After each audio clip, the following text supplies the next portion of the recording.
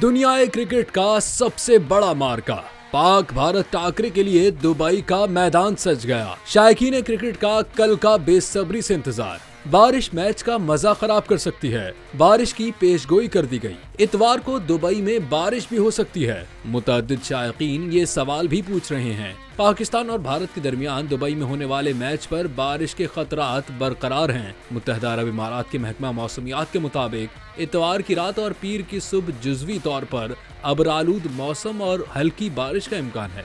माहिरीन मौसमियात का ख्याल है कि अगर दुबई में बारिश हुई तो बहुत कम वक्त के लिए होगी, जिससे मैच मुतासिर होने का इम्कान कम है। दुबई में इतवार के रोज दिन का दर्जा हरारत 33 डिग्री सेंटीग्रेड और रात का दर्जा हरारत 20 डिग्री सेंटीग्रेड रहने का इम्कान है।